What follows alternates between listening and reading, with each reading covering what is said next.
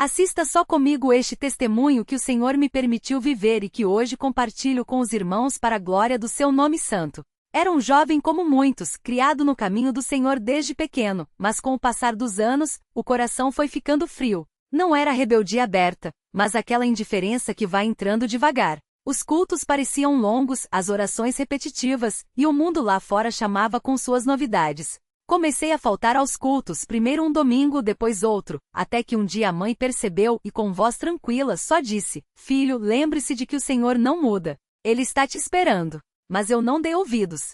Saía com os amigos, ia a lugares que não edificavam, e aos poucos, a consciência foi se calando. Até que veio um dia difícil. Uma prova no trabalho, uma discussão em casa e de repente, uma sensação de vazio que não passava. Naquela noite, sozinho no quarto, lembrei das palavras da mãe e de como, quando criança, sentia paz ao ouvir os hinos na igreja.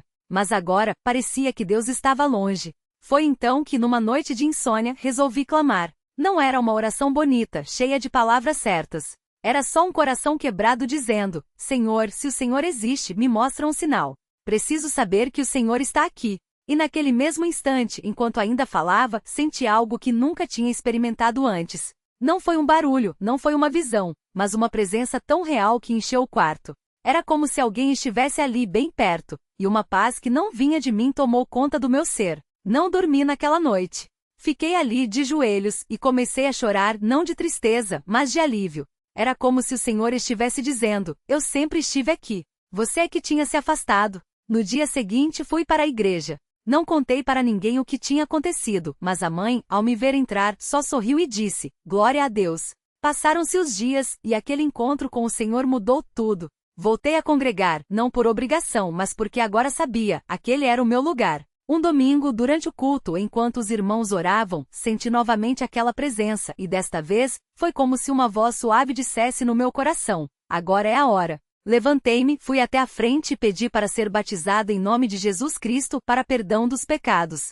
Quando saí das águas, era como se um peso tivesse sido tirado de mim. Hoje, quando olho para trás, vejo como o Senhor foi paciente. Ele não me abandonou mesmo quando eu me afastei. Não foi com palavras duras que ele me trouxe de volta, mas com um toque suave, uma presença que não dá para explicar, só para sentir. E se o Senhor fez isso por mim, que não merecia, imagine o que Ele pode fazer por cada um que busca a sua face de verdade. Irmãos, se alguém aqui está sentindo esse vazio, se está pensando em desistir, eu digo: não saia do lugar. O Senhor está perto, mesmo quando não sentimos. Ele não muda. A obra que Ele começa, Ele termina. E quando a gente menos espera, Ele se revela de um jeito que só Ele pode fazer. Que o nome do Senhor seja engrandecido por isso. Amém. 8. A vida após o batismo, a provação que veio como refinamento. Mas, irmãos, não pensem que depois do batismo tudo ficou fácil. Não, o adversário não gosta de ver uma alma voltando para os braços do Senhor. Poucos meses depois de ser batizado, comecei a sentir umas dores estranhas no corpo. Primeiro foram coceiras que não passavam. Depois manchas vermelhas começaram a aparecer nas pernas, nos braços. Os médicos não sabiam o que era. Até que um dia, um deles olhou para mim e falou: isso aqui é fogo selvagem. E não tem cura. Eu me lembro como se fosse hoje. Saí do consultório e senti um aperto no peito. Deus, por quê? Eu acabava de voltar para a tua casa, e agora isso? Mas então, como um sopro, veio à minha mente as palavras da irmã que orou por mim no dia do batismo. Deus não tira o fogo, mas Ele caminha com a gente dentro dele. Voltei para casa e contei para minha mãe. Ela não disse nada. Só pegou minha mão, dobrou os joelhos e começou a orar. E eu ouvi ela dizer: Senhor, o inimigo pensou que ia me derrubar com isso, mas o Senhor vai usar até essa doença para a tua glória. Aquilo me marcou. Minha mãe não estava pedindo para o problema sumir. Ela estava declarando que Deus era maior do que qualquer diagnóstico. 9. A visitação no culto, quando Deus mostra que está no controle. Uma noite, durante a semana de oração, eu estava lá, sentindo aquelas dores ardendo como se tivesse fogo de verdade debaixo da pele. O irmão que estava dirigindo o culto pediu para que todos que estavam com alguma necessidade se levantassem. Eu me levantei, mas não com força. Mal conseguia ficar em pé. Foi quando o irmão se aproximou de mim, colocou a mão na minha cabeça e começou a orar. De repente senti algo como uma corrente elétrica percorrendo meu corpo. Não era dor. Era uma presença tão forte que eu comecei a tremer. E então o irmão falou com uma voz que não era bem a dele: Meu filho, eu não tirei o fogo da tua vida para te humilhar, mas para te santificar. Cada chaga que arde no teu corpo é um lembrete de que eu estou te lapidando. E quando a obra estiver completa, tu vais sair disso mais forte do que nunca. Eu não entendi tudo naquele momento, mas uma coisa eu sabia: aquele não era um homem falando. Era Deus.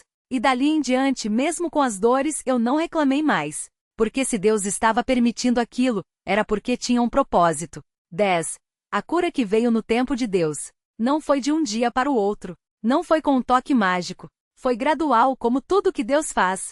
As manchas começaram a secar. As dores, a diminuir. Os médicos não tinham explicação. Isso não tem lógica, um deles disse. Mas eu sabia qual era a lógica. A mão de Deus estava agindo. Hoje, quando olho para as marcas que ficaram no meu corpo, não vejo cicatrizes. Vejo lembretes de que Deus é fiel. Porque Ele não tirou o fogo da minha vida para me poupar do sofrimento. Ele me deixou passar por ele para me refinar, para me ensinar a depender dele de um jeito que eu nunca tinha dependido antes. 11. A restauração da família, quando Deus recompõe o que foi quebrado. Mas a maior bênção não foi só a cura. Foi ver minha família restaurada. Meu pai, que sempre foi um homem duro, começou a congregar. Minha irmã, que tinha se envolvido com coisas erradas, voltou para a casa do Senhor. E minha mãe, ela só sorria e dizia: Deus é bom. Ele não só trouxe meu filho de volta, como trouxe toda a casa.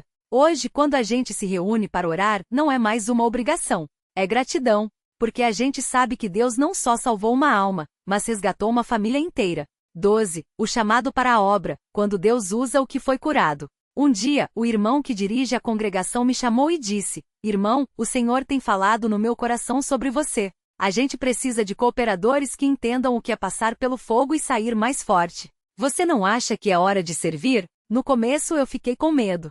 Senhor? Eu que quase me perdi. Mas então me lembrei daquelas palavras: Deus não olha para o que a gente foi. Ele olha para o que a gente pode ser na sua mão. E hoje, pela graça dele, eu tenho o privilégio de ajudar outros jovens que estão onde eu já estive. Não com palavras bonitas, mas com uma história real. Deus não desiste de ninguém.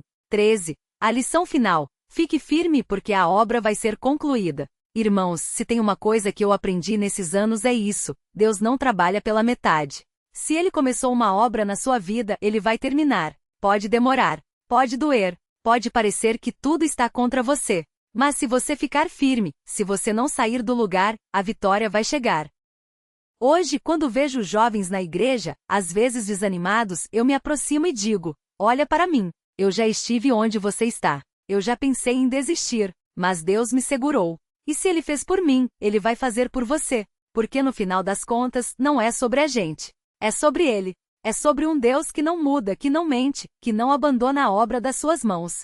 Então, se você está passando por algum fogo hoje, não desista. Deus está contigo dentro das chamas. E quando Ele tirar você de lá, você vai sair mais forte, mais santo e mais grato do que nunca. Que o nome do Senhor seja engrandecido, exaltado e glorificado por isso. Amém. Notas para uso na CCB.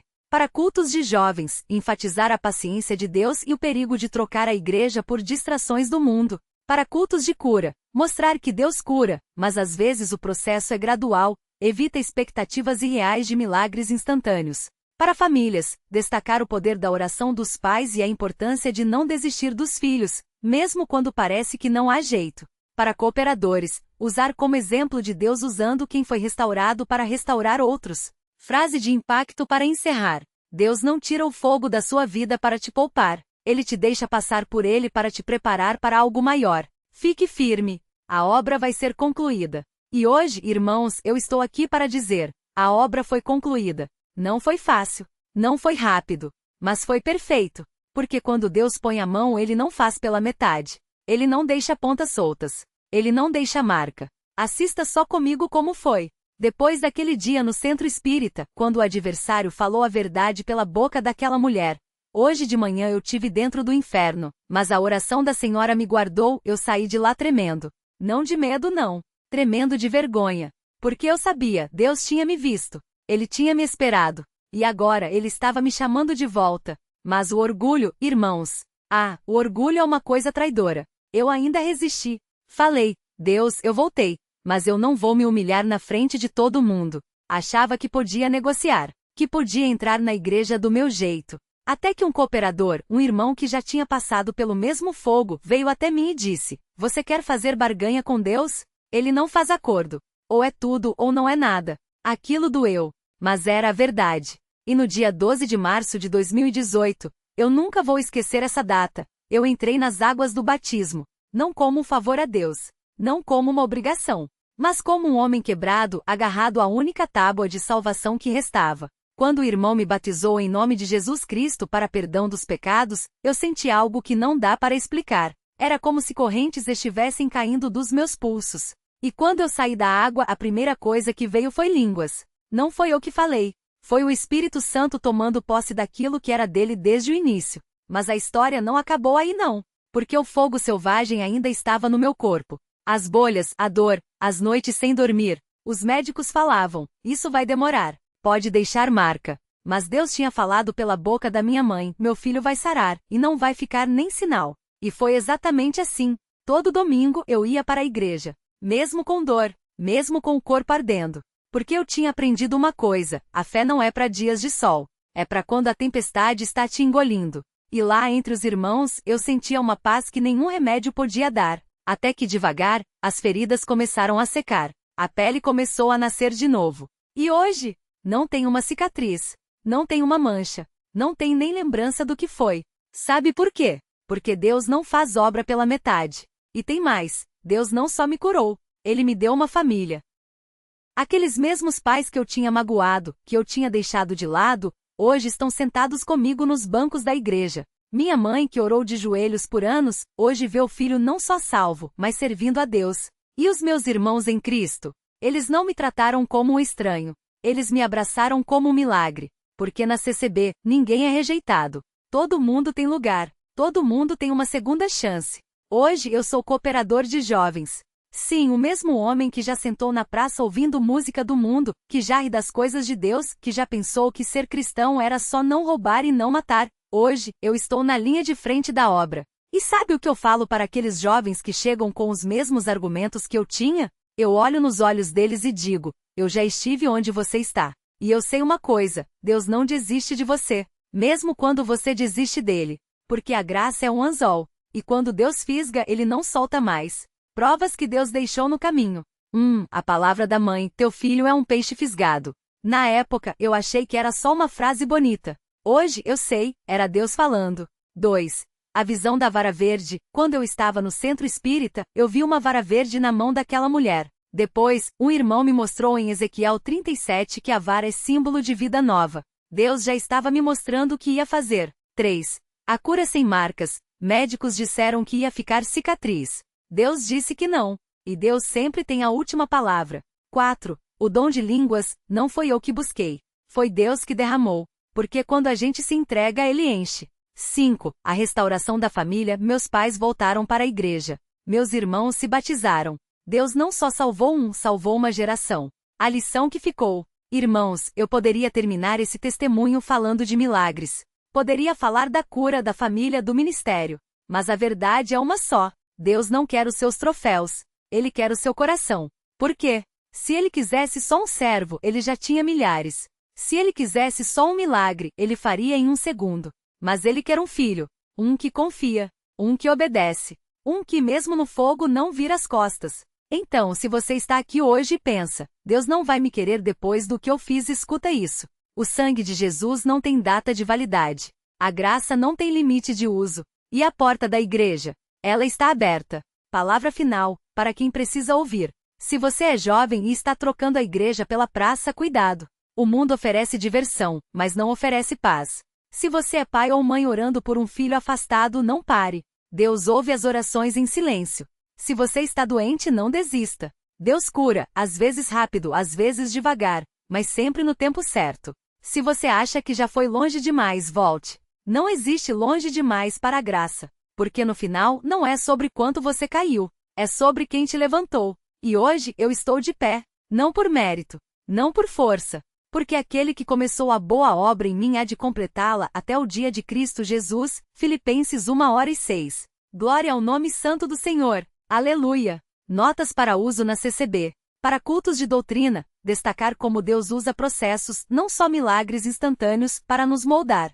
para encontros de famílias, enfatizar a oração persistente dos pais e a restauração como obra de Deus. Para jovens, mostrar que o mundo não entrega o que promete, mas Deus sempre cumpre. Para enfermos, lembrar que a cura pode vir durante o sofrimento, não só depois dele. Frase para levar: Deus não tira o fogo da sua vida para te poupar. Ele te deixa passar por ele para te preparar para algo que os seus olhos ainda não viram. Confie. A obra vai ser concluída. E assim, irmãos, a história não terminou ali. Porque quando a gente pensa que já viu toda a glória de Deus, Ele nos mostra que ainda mais, muito mais. A provação que veio como bênção disfarçada.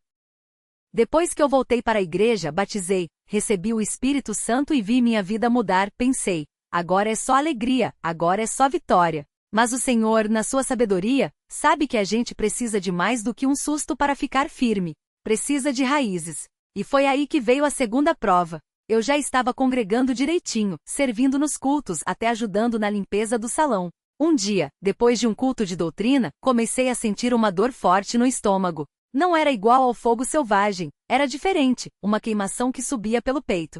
No começo, achei que era só algo que comi, mas a dor não passava. Passaram-se dias, semanas. Eu orava, os irmãos oravam, mas a dor persistia. Até que um dia, depois de um culto de jovens, um cooperador me chamou num canto e disse: Irmão, você já foi no médico? Eu respondi: Não, irmão. Eu confio em Deus. Se Ele quiser me curar, Ele cura. Ele então me olhou sério e falou: Confiar em Deus não é ficar parado esperando o milagre. Às vezes, a cura vem através do médico. Às vezes, a fé se mostra na obediência de buscar ajuda. Aquilo me marcou. Eu tinha medo de ir ao médico, achando que estava demonstrando falta de fé. Mas aquele irmão me mostrou que fé não é ignorar os meios que Deus mesmo colocou. Fui ao médico. Exames mais exames e o diagnóstico: úlcera severa quase perfurada. O médico disse que se eu tivesse esperado mais uns dias, poderia ter morrido.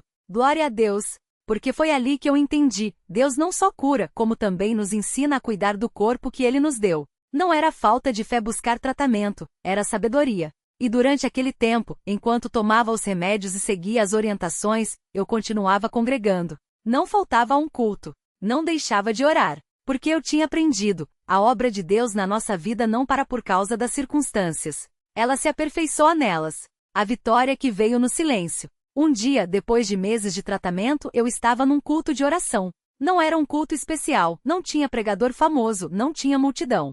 Era só mais um culto de quarta-feira, com os irmãos reunidos cantando hinos e orando. E foi ali, no meio daqueles irmãos, que eu senti algo diferente. Uma paz. Não era alívio da dor porque a úlcera ainda doía um pouco. Não era uma voz do céu. Era certeza. Uma voz dentro de mim disse: Filho, você já está curado. Não foi barulhento. Não foi espetacular. Foi quieto. Como um rio manso que enche a alma. Naquela noite, quando cheguei em casa, não senti mais dor. No dia seguinte fui ao médico para um retorno. Ele fez novos exames, quando viu os resultados olhou para mim e disse: Isso não faz sentido.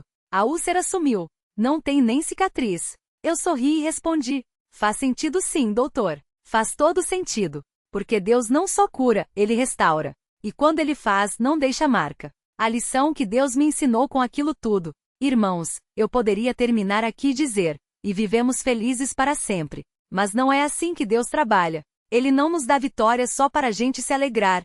Ele nos dá vitórias para a gente aprender. E foi ali que eu entendi 3 coisas que mudaram minha vida.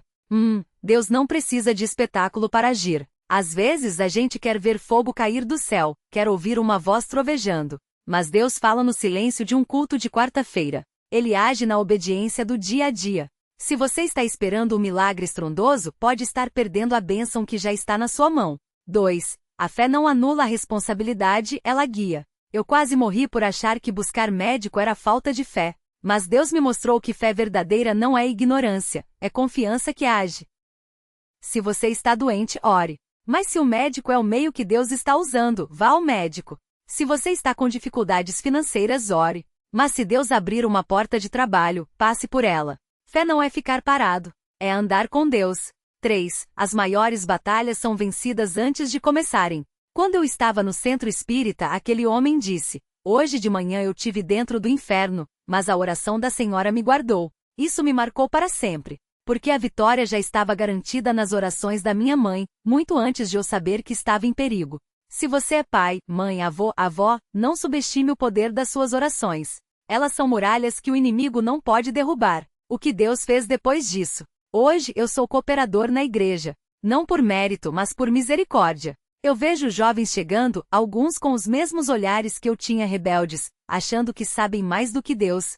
E eu me lembro daqueles dias na praça, daquela música alta, daquela sensação de que nada importava. Mas agora eu sei, tudo importa. Cada escolha, cada palavra, cada culto que a gente deixa de ir, cada oração que a gente deixa de fazer, porque o adversário não descansa. Ele está ali, esperando uma brecha. Mas Deus é maior. E se ele tirou um homem como eu que já esteve no fundo do poço, que já ouviu o inimigo rir da minha cara, que já sentiu o gosto da derrota, se ele me levantou, ele pode levantar você também. Um recado para quem está lendo isso. Se você está afastado, volte. Não espere sentir vontade.